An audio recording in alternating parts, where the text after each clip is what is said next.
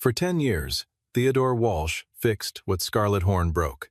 Every defective engine, her company quietly buried the ones that failed emissions, the ones that cracked under pressure, the ones that would have ended careers if they had surfaced, ended up in crates at the back of his garage. No press, no paper trail, just Theodore, his tools, and a daughter who fell asleep to the sound of wrenches. He never complained. He kept every record. And when Scarlett Horne's empire finally collapsed under the weight of its own lies, she had nowhere left to go but his door. He fixed everything she broke. Now she needs him to fix the one thing she cannot, her truth. The town of Dunbar, Ohio, did not ask much of the people who lived there. It asked for work and patience, and the good sense to know when something was worth keeping. Walsh Auto Repair sat at the corner of Maple and 9th Street, a one-story building with a green tin roof that rattled faintly in wind and a hand-painted sign that had never been replaced since the day Theodore hung it. The paint had faded to a soft olive, and the letters listed slightly to the left, but Theodore had never bothered to fix it. There were more important things to fix. He was up before 6 every morning. The alarm was unnecessary. His body had learned the hour the way a mechanic learns an engine, from the inside out, by feel. He made coffee in the same chipped mug he had used for 9 years, dressed in the dark, and then went down the hall to his daughter's room. Luna was 6 years old, with a tangle of dark curls that fought the hairbrush every single morning, and a stuffed bear she called Bolt that went everywhere she went. Theodore would sit on the edge of her bed, work the brush gently through the curls, and she would wake up slowly, eyes still half closed, one hand already reaching for Bolt. "Horn trucks today?" she asked one morning, not looking up, the way children ask questions they already know the answer to. Theodore tied the last strand of her hair. Probably. He dropped her at Grace Tillman's house at 6:30. Grace was 53, lived 2 blocks away, and had worked as his bookkeeper since the second year he opened. She had no children of her own, and had quietly filled a space in Luna's life that neither of them had ever named out loud. Then Theodore walked back to the shop, unlocked the rolling gate, and began his day. The Horne Automotive Group occupied a 40-story glass tower in downtown Columbus, 40 miles east of Dunbar. Scarlett Horne had taken the company from her father at 31, and had spent the 5 years since then building it into something her father would not have recognized. She was at her desk by 7:30 every morning, in a black blazer, with the quarterly projections already loaded on the screen behind her. Meetings did not start late. Decisions did not linger. The word around the company was that Scarlett Horne had 2 speeds forward, and faster. But every Thursday, a gray cargo van with Horne Parts Division, stenciled on the side panel, drove the 40 miles to Dunbar and stopped at Walsh Auto Repair. The driver, always a different one, always quiet, would unload between 3 and 7 engine units from the back, leave a small sealed envelope on top of the stack, and drive away. The envelope contained cash and a single sheet with a parts return reference number. No signature beyond a rubber stamp. No official invoice. Just the engines and the envelope, and the understanding that Theodore Walsh would not ask questions. He had learned not to ask questions. That lesson had been expensive. Grace Tillman watched him receive the delivery that Thursday morning from the doorway of the shop, her reading glasses pushed up on her forehead. She was holding a manila folder. "The vate they sent last week," she said, when the van had gone. "I pulled the manufacturing code. It's the 3rd unit from the same production batch in 5 months." Theodore crouched beside the nearest engine, pressing 2 fingers along the cylinder wall. He did not answer right away. "I know," he said finally. "I labeled the other 2 the same way." Grace opened the folder and held it out. Inside were photographs, handwritten analysis notes, and a printed sheet with production codes highlighted in yellow marker. She had been doing this quietly, on her own time, because she was the kind of person who believed that things should be documented even when the documentation served no immediate purpose. Theodore took the folder and looked at it for a long moment. "Put it with the others," he said. He had said those same words hundreds of times over 10 years, and Grace had always complied, and neither of them had ever discussed what the others were for. But they both knew. The back storage room of Walsh Auto Repair held 5 large filing cabinets. Each one painted a particular shade of pale blue that Theodore had chosen, without knowing exactly why. The color was almost the same as the inside of the break room at the Horn Automotive Engineering Facility, where he had worked for 12 years, the room where he had eaten lunch and written reports, and once, on a Tuesday in March 11 years ago, had argued with a man named Oliver Marsh about a structural fault in the HX4 engine series. Theodore Walsh had been a senior engine design engineer at Horn Automotive before he had been a garage owner. He had been good at the work, not good in the way that earns compliments in hallways, but good in the quiet, precise way that keeps machines from failing. The HX4 had been largely his. The combustion chamber geometry, the valve timing sequence, the particular alloy composition in the cylinder wall, he had worked on those problems for 2 years, and when the engine went to production, his name had been on the internal design documents. Then his wife, Claire, had been killed in a car accident on a Tuesday evening in November. Luna was 8 months old. Theodore had taken emergency leave, then extended leave, and when he finally surfaced again, the company had restructured. Oliver Marsh, who had been deputy director of the product division, had quietly removed Theodore's name from the patent filings and reassigned design credit to a team that Theodore had never led. By the time Theodore understood what had happened, he had no money for lawyers and no energy to fight. He opened the garage instead. The first Horn delivery had arrived 14 months later. He had understood immediately what it meant. The engines being quietly outsourced to a small-town repair shop were not standard wear and tear returns. They were units with systematic faults, the same fault he had flagged in a technical report in the spring before his leave, a report that Oliver Marsh had signed for and then made disappear. Someone inside Horn was using Theodore's garage as a disposal route, pulling the defective units from the internal inventory before any regulatory audit could flag them, and dispersing them to third-party shops, where they would be quietly repaired or scrapped, with no paper trail leading back to the company. Theodore was the third-party shop. He had the technical knowledge to handle the units without asking the wrong questions, and he had the need for money, and Oliver Marsh knew both of those things very well. So Theodore had taken the envelopes.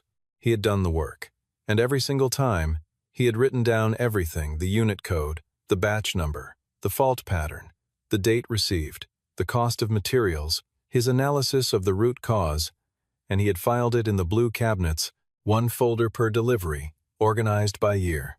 He had done it because he was a person who did not throw away data, and because somewhere beneath the exhaustion of raising a small child alone and running a small business alone, he had always believed, without quite articulating it, that the data would matter someday. He sat at his workbench late the night after Grace brought him the new folder, with Luna asleep down the hall and a single lamp burning over the cabinet row. The stools in the shop were old, and the floor was cold, and the overhead fluorescent had been flickering for 3 weeks because he kept forgetting to change it. He ran his thumb across the tabs of the current year's folders. 6 years of batch numbers that matched the fault series he had documented in the report Oliver Marsh had buried.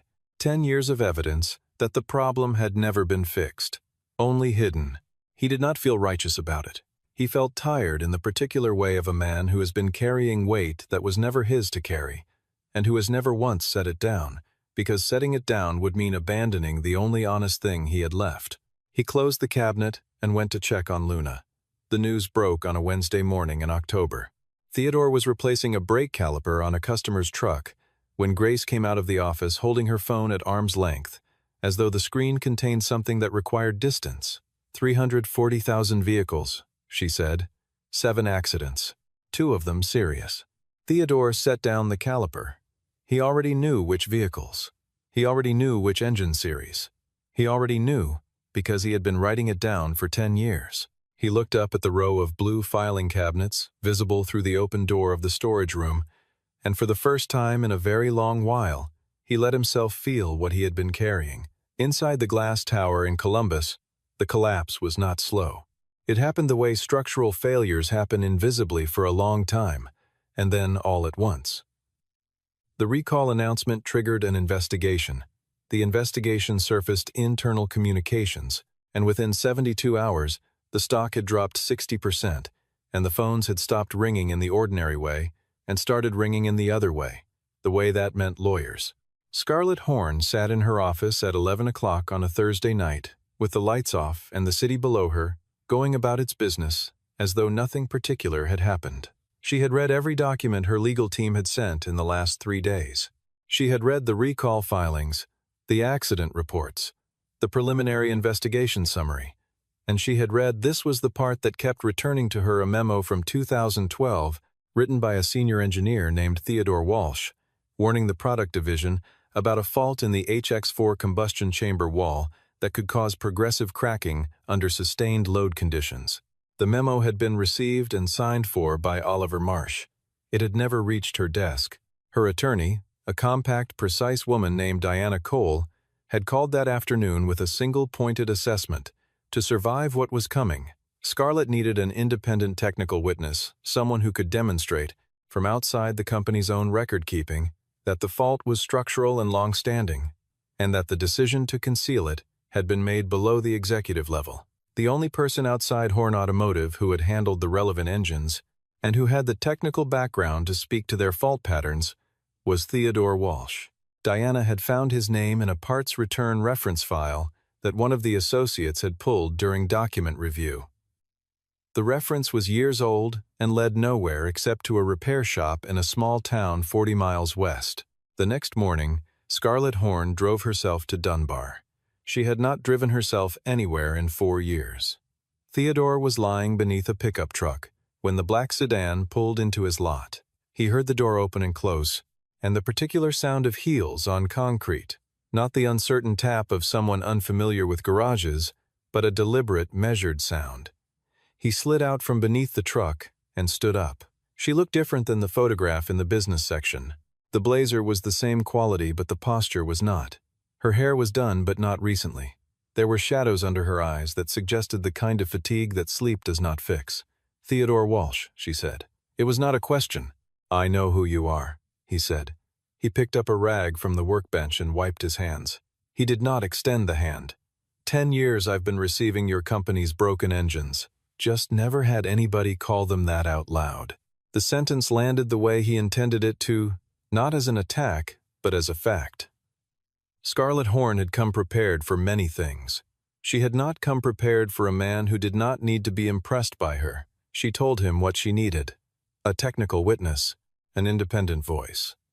Documentation showing that the fault was designed in, not decided in that it predated her tenure, that it was structural, that someone had known about it and concealed it deliberately. Theodore listened without interrupting. Then he said, "What are you offering?" She told him a number. He looked out the open garage door to where Grace Tillman was walking Luna in slow circles in the lot, the little girl's hand in hers, Bolt tucked under her other arm. "That's not what I need," he said. "Then what?" He turned back and looked at her not unkindly, but with the directness of someone who had spent a decade in a room with the truth and could not pretend otherwise. "I need you to sit down and look at 10 years of records with me," he said. "And I need you to tell me, when you're done, whether you actually knew." She did not answer immediately. The moment held. Then Luna pushed open the side door from the lot and looked between them with the cheerful curiosity of a 6-year-old who has not yet learned that some rooms are tense. "Daddy," she said, "is she here to get a car fixed, or did she break one?" Theodore's mouth moved in something that was not quite a smile. "Go back with Grace, sweetheart." Luna studied Scarlett for one more moment with enormous dark eyes, then retreated. The door swung shut. The blue filing cabinets took up the entire back wall of the storage room and a portion of the side wall. Scarlett stood in the doorway for a moment before she stepped inside. Theodore opened the first cabinet, the one labeled with the year that the first delivery had arrived. He pulled a folder and set it on the work table. Photographs, handwritten sheets, printed analysis forms, every item dated, every item signed. "This one came in a Tuesday in February," he said. "Batch code 7743 Echo. Combustion chamber wall. Hairline fracture consistent with the fault pattern I documented in the internal report I wrote in March of the year before." He set his finger on a line of the handwritten notes. "I recognized it the first time I saw it. I had designed that engine. I knew exactly which tolerance had been compromised." Scarlett leaned in. She could read the batch codes. She had spent 3 days reading batch codes. "This code," she said slowly, "this is in the recall list. Most of them are." He moved to the next cabinet. I have records going back 10 years. Every unit, every batch code, every fault analysis. All of it cross-referenced to the original HX4 design file, which I kept a personal copy of because it was my work. He said it without bitterness. It was simply true. Scarlett sat down on the old stool beside the work table. She picked up one of the folders from the middle years and began reading. Theodore did not rush her. He stood at the other end of the table with his arms crossed and let her work through it at her own pace. It took almost 2 hours. By the time she set the last folder down, her expression had changed in ways that were difficult to name. She looked like someone who had been carrying a version of a story for a long time and had just been handed a different version, one that matched the facts in ways hers had not. "Oliver received your original report," she said. "Before your leave." "Yes." And then the engines started coming here. 14 months after I left. First delivery was 3 engines. Same batch series. Same fault. He was sending them to you because... She stopped. "Because I had the skills to handle them without asking the right questions," Theodore said. "And because he knew I needed the money. And because if anything ever surfaced, a garage owner who had been receiving cash payments off the books would be a much worse witness than a CFO." Scarlett was quiet for a long time. Through the storage room wall, they could hear the faint sound of Luna singing something tuneless to herself in the lot. "How old is she?" Scarlett asked. 6. A silence with weight in it. "I'm sorry," Scarlett said. Theodore looked at her. "Are you apologizing to Luna or to me?" She did not answer right away, and that, Theodore thought, was at least an honest response. She stayed in Dunbar. There was nowhere else to go. The media had her building surrounded, and her attorney had advised her not to return until the preliminary filing was complete. She took a room at the motel at the end of the main road and came to the shop every morning at 8. They worked through the records together, Theodore and Scarlett and Grace, building a timeline that went from his original report in 2012 to the most recent delivery the previous month. Grace cross-referenced the batch codes against the published recall list with the careful focus of a person who has always believed that numbers, properly kept, will eventually tell the truth. On the second morning, Scarlett picked up a socket wrench from the bench and held it at the wrong angle. Theodore did not say anything. He reached over and repositioned her hand, not demonstrating, just correcting, the way he would with anyone new to the shop. She registered the adjustment without comment. She was not accustomed to being corrected without explanation, but she was beginning to understand that some things in this building were communicated differently. Luna started calling her the lady with the good coat and dirty hands, which was accurate. On the 4th afternoon, Scarlett asked him, quietly, whether he had ever considered coming forward earlier. When Luna was 3, he said, "I had maybe $400 in a savings account and a box of records that I would have needed a law firm to present properly. Oliver Marsh had a full legal department. I did the math. He was not asking for sympathy. He was providing data. That's the thing about systems like the one you ran," he said. He was not looking at her, just working the calibration gauge on the engine in front of him. They don't have to threaten you directly. They just have to make the alternative impossible. And then they wait. She did not say anything for a while. "I never knew about any of this," she said finally. "I want you to know that. I know it doesn't change." "I believe you," Theodore said. He put down the gauge. "That might be the worst part of it.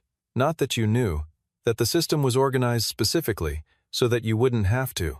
She sat with that for the rest of the afternoon. Oliver Marsh called her that evening at 7:45. She was sitting in the parking lot of the motel with the phone on speaker, watching the street. "I know where you are," he said. "I know what you're doing."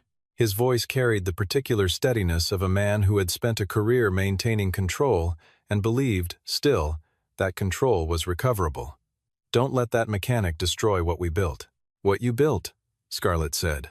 "What we built together." A pause. "Think carefully." She ended the call. By morning, the story had shifted.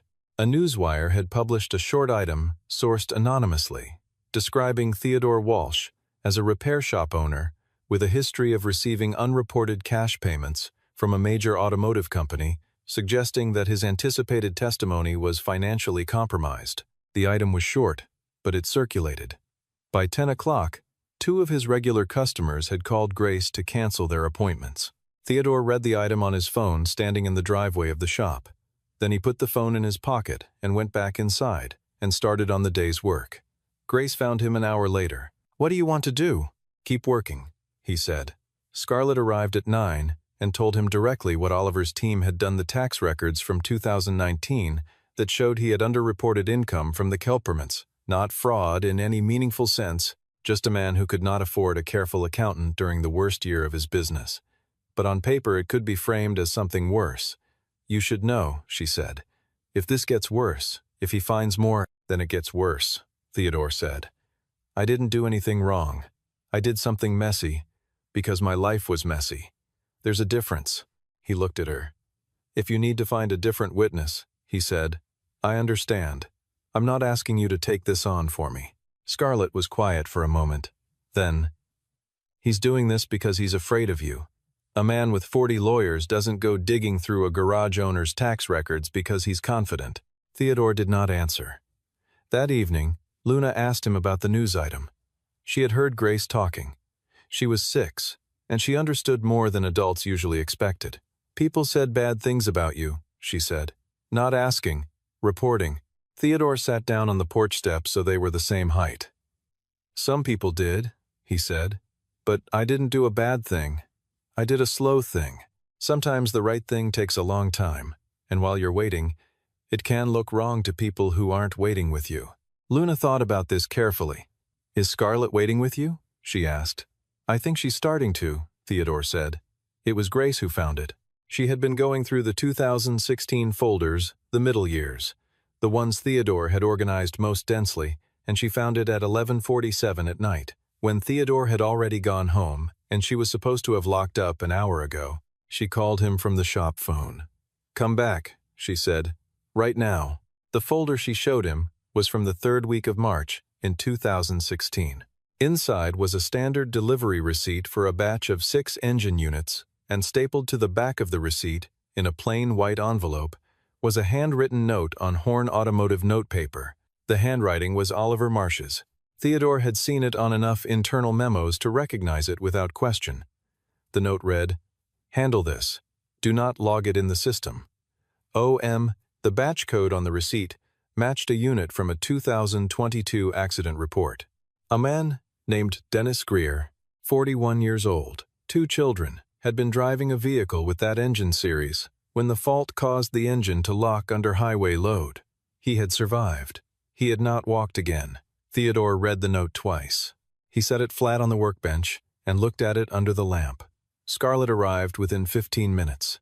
She stood at the workbench and read the note and did not say anything for a full minute. "He used your shop as a vault," she said quietly, "because he knew you would keep everything safe and never open it."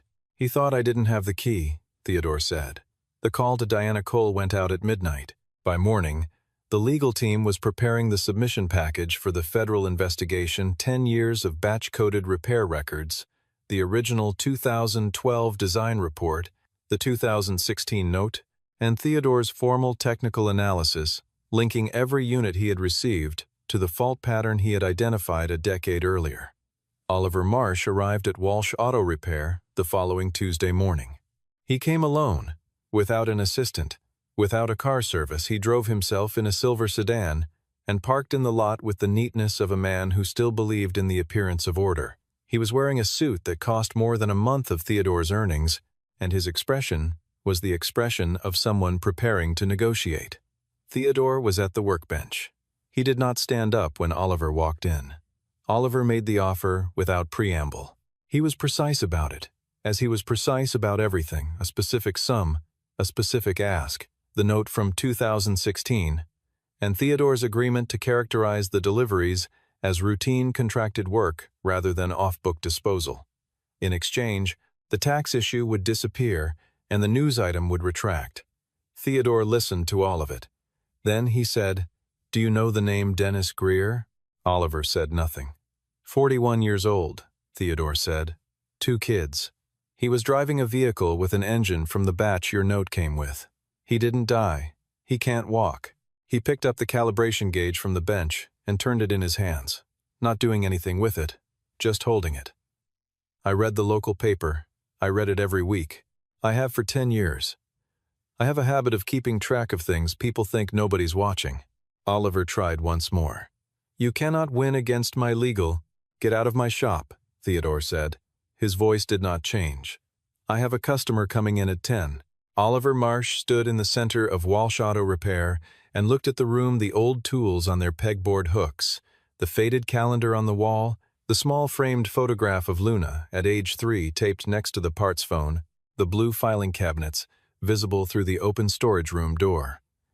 He looked at all of it and understood something that his position and his lawyers and his 40 years of cultivated leverage had never prepared him to face. A man who has nothing left to protect is a man you cannot threaten. He left without another word. Scarlett had been standing at the side of the building. She had heard everything. When Theodore came out, she was leaning against the wall with her arms crossed and her eyes on the middle distance. He'll try something else, she said. Probably, Theodore said. It won't change what's in the cabinets. The federal hearing was held on a Thursday morning. Theodore arrived in khaki trousers and a white button-down shirt, not a suit, just clean clothes, pressed with some care. He carried the submission package in a standard banker's box, the kind that cost $3 at the office supply store. He sat at the witness table and he told the truth. He told it from the beginning, the original design work, the 2012 report, the restructuring, the first delivery, the 10 years of records, the note from 2016. He had organized his testimony the way he organized his maintenance logs, chronologically, clearly, without embellishment. When one of the committee members asked him why he had maintained such thorough documentation over a decade, he paused for a moment before answering. Because I was an engineer at that company, he said. Engineers don't discard data. It was a quiet sentence. It described 10 years. Diana Cole presented the technical analysis that afternoon, the batch code cross-references, the timeline from 2012 to the present, the original fault report, and the note from 2016. Oliver Marsh's own handwriting on Horn Company notepaper, instructing that a known defective batch be kept off the official log. When Oliver Marsh took the witness seat the following morning, he had 4 attorneys with him and a prepared statement that was 47 pages long. By the second hour of questioning, his account of who had known what and when had begun to contradict itself in ways that became increasingly difficult to reconcile. The gaps in his record-keeping, set against the completeness of Theodore's, told a story that 47 pages could not revise. The outcome came 3 weeks later. Oliver Marsh was referred for criminal prosecution on charges of evidence, concealment, and intentional safety violation cover-up. Scarlett Horn was formally removed from the list of primary subjects. In the investigation report's technical appendix, Theodore Walsh was cited as the provider of critical independent documentation without which the full scope of the concealment could not have been established. He read that sentence once, then folded the report and put it on the shelf above the workbench, next to the framed photograph of Luna. The following month passed, the way most months passed at Walsh Auto Repair. The work was steady. A few new customers had come in after the news coverage, people who had read the story and felt that a shop run by a man like that was probably a shop that would not overcharge them, which was accurate. The old customers returned. The calendar on the wall was filled with oil changes and alignments, and a transmission job that Theodore was actually looking forward to. Grace taped a sheet of paper to the front of the blue filing cabinets. It read, "Completed, 2014 through 2024. She had found a blue marker that was almost exactly the same shade as the cabinets, which pleased her. Scarlett came on a Friday afternoon, 3 weeks before she was due back in Columbus to finalize the company's restructuring process. She wore a coat Theodore had not seen before, softer than her usual things, something she might have bought in Dunbar rather than packed from home. She was carrying a manila envelope. She gave it to him without a speech. Inside was a legal document, several pages, formal in structure.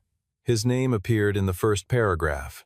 The document was a rights restoration agreement, executed by the reconstituted Horn Automotive Board, returning attribution credit on the HX4 engine series to its original designer. His name would be restored in the patent records and the engineering archive. Theodore read the first page, then the second. He stood at the workbench for a long moment with the document in both hands. "I can't give back 10 years, Scarlett said. "I can give back your name." He folded the document carefully along its original crease and tucked it into the breast pocket of his work shirt. He did not say anything immediately. The silence was not uncomfortable. It was the silence of a room where something had been set down after a long time of being carried. "Did you learn anything?" he asked. "From all of this?" She thought about it. She gave it real consideration, the way she had given the blue cabinet folders real consideration, and he respected that about her. "I learned," she said finally, "that the people who say the least are usually the ones holding the most." He nodded a single, slow nod that meant the answer was sufficient. Luna came running from the back of the lot, where she had been drawing something with chalk on the old concrete pad. She hit Theodore at waist height without slowing down, arms wrapping his midsection, and then looked up at Scarlett with the candid assessment of a 6-year-old. "You're leaving today?" she said. "I am," Scarlett said. She crouched down to Luna's level, which was something she had not done easily 3 weeks ago. "But I'll remember this place." Luna considered this with the gravity she brought to most important things. "Remember it right," she said. "This is where my dad fixes cars. It's not where people drop off broken things and forget about them." Scarlett looked at her for a moment, and then at Theodore, and then back at the little girl. "I know," she said quietly. "I know the difference now." Theodore walked her to the car. The afternoon light was low and gold across the green tin roof. She shook his hand, not the elaborate gesture of a deal being sealed, just the ordinary gesture of one person acknowledging another. He watched the black car pull out of the lot and turn east, back toward Columbus and the glass tower and the work of rebuilding things that had been broken for a long time. Then he went back inside. For 10 years, Scarlett Horn had used the back lot of Walsh Auto Repair as a place to set down the things she did not want to carry. What she had never understood was that Theodore Walsh had picked up every single one of those things, not because he had to, not because it benefited him, not because he planned any particular use for them, but because he was the kind of man who did not walk past something broken without taking note of where the damage was, and what it meant, and whether anyone would ever be able to use it to find the truth. He had been right that it would matter someday. He had just never known how patient someday would require him to be.